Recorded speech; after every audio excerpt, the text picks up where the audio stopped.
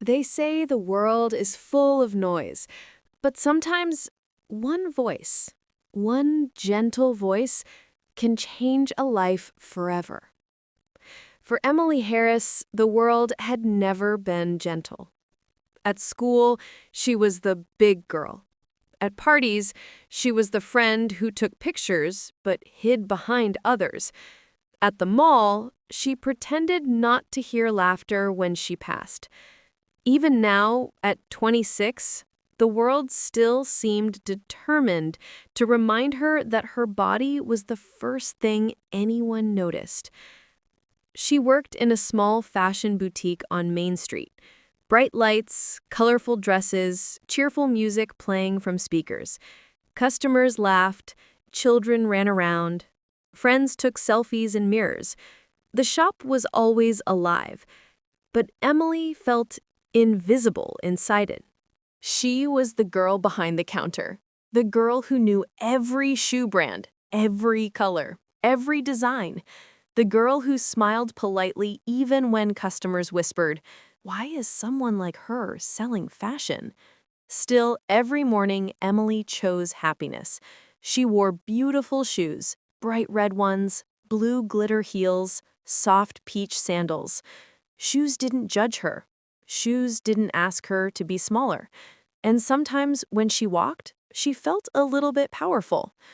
One rainy afternoon, when the sky was gray, but the street was busy with people rushing under umbrellas, Emily stood outside the boutique, sweeping water away from the entrance. Cars splashed, children laughed, businessmen hurried, the world was moving. Then someone stopped. A tall man in a dark suit, holding a black umbrella, paused right in front of her. He wasn't like others rushing past. He was calm, present. His eyes were warm, not sharp or judgmental, just kind. Emily tried to step aside so he could pass, but he didn't move. He was staring. Not at her face, not at her body, at her shoes. "Those are beautiful," he said with a gentle smile. Emily froze. Compliments weren't things she received often. Thank you," she whispered. The man's eyes softened. "You have wonderful taste in colors." Emily's cheeks warmed. Her heart beat faster. No one ever said that to her. He gave a small nod and walked away, blending into the busy street full of rushing umbrellas. Emily stood there, breath held, wondering why that moment felt so strange and so special. The next day, he came back. The boutique was bright, colorful, filled with teenagers trying on prom dresses, mothers chasing toddlers, couples laughing. Emily was fixing a display when she saw him. Same suit, same warm eyes. He walked to her. "Hello again," he said. Emily blinked. "You remember me?" "Of course. I wanted to see the woman with the beautiful shoes." Her heart skipped. They talked, a little about color, designs, fashion. He didn't flirt, didn't stare at her body, didn't talk down to her. He just talked, like she was a normal human being. Customers walked around them, children played by the mirror, coworkers laughed in the background. The world was bright and full, but for the first time in a long while, Emily felt seen. And he came back again. And again. 3 days turned into a week. A week turned into 2. His name was Daniel Porter. He asked about her dreams, what she liked, what she hoped for, what made her smile. Emily told him about shoes, how she loved the confidence they gave people, how she believed everyone deserved to feel beautiful. Daniel listened like every word mattered. One evening, when the shop was full of customers trying on summer sandals, Daniel asked, "Why don't you design your own shoes?" Emily laughed, a sad, broken laugh. "No one would buy shoes from a girl like me." Daniel frowned gently. "What do you mean, a girl like you?" She avoided his eyes. "People don't look at me and see anything beautiful." For a moment, the world felt quiet, even with children running, customers talking, cashiers scanning. Daniel lowered his voice. "Emily, I see something beautiful every time I walk in here." Her heart trembled. But that night, everything shattered. 3 young women entered the boutique, loud, confident, slim. The type the world called perfect. They tried on dress after dress, tossing them around carelessly. Emily remained polite, folding, fixing, smiling, until one of them whispered loudly but not quietly enough, "Why is the fat girl working here? She must stretch every clothes she touches." All 3 laughed. Emily felt her chest collapse. She turned away, pretending to arrange boxes, but tears filled her eyes. And then Daniel appeared beside her. He didn't ask. He just knew. "Talk to me," he whispered. Emily shook her head. "I'm used to it." He sighed. "You shouldn't have to be." But the real pain came later. After closing, Emily was walking to the bus stop. The street was bright with car headlights, teenagers eating ice cream, friends taking pictures under neon signs. She should have felt part of the world. Instead, she felt smaller than ever. Across the road, she heard another group of girls laugh at her. She pretended not to notice. She sat at the bus stop, hugging her purse close, fighting tears. Moments later, Daniel appeared again, this time with no umbrella, just himself. He sat beside her. "Why are you crying?" Emily wiped her cheeks quickly. "I don't belong in this world.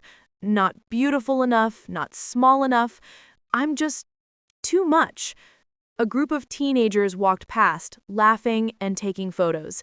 Cars honked, music played from shops across the street. The night was bright and full of life, but Emily felt alone.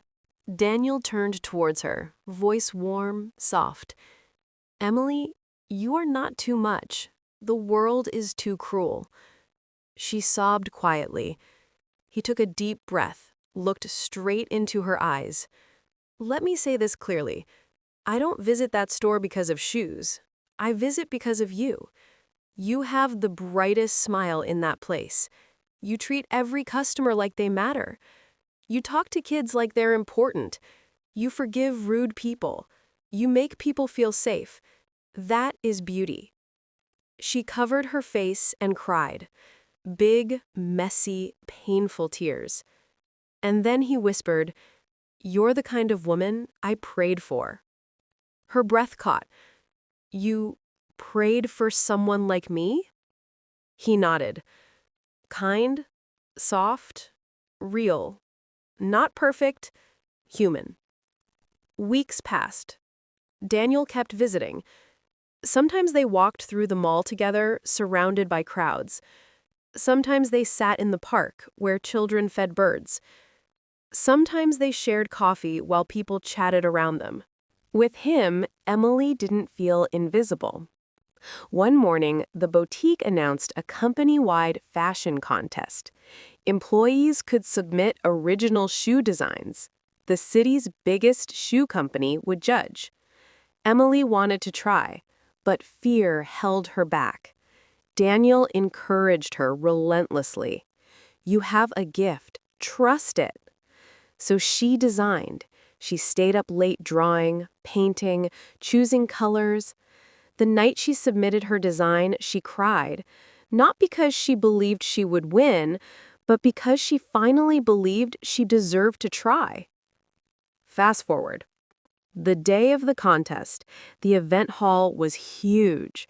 Bright lights, red carpet, photographers, models, designers, hundreds of people.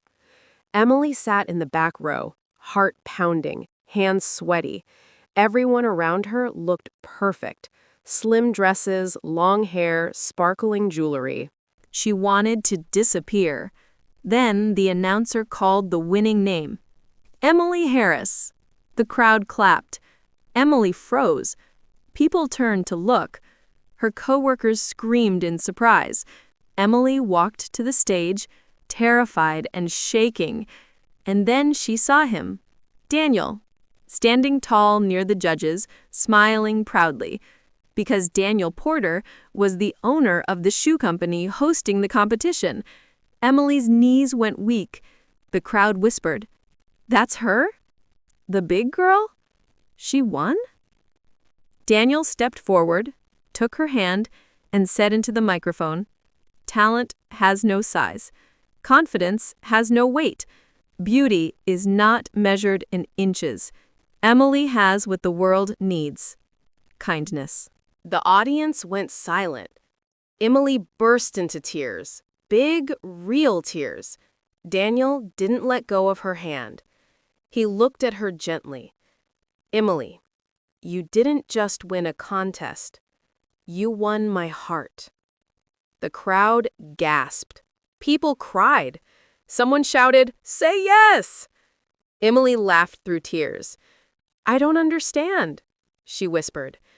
"A man like you? Choosing me?" Daniel shook his head. "No, Emily. A man like me is lucky to be chosen by you." And right there, surrounded by hundreds of people, cheering, clapping, crying, Emily realized something. She was enough. She always had been. And to every person who has been laughed at because of their body, to every woman who feels invisible, to everyone who cries silently at night, Emily's story whispers, "You are worthy. You are beautiful. And someone, somewhere, will see the magic in you." Sometimes, love chooses the heart the world ignores.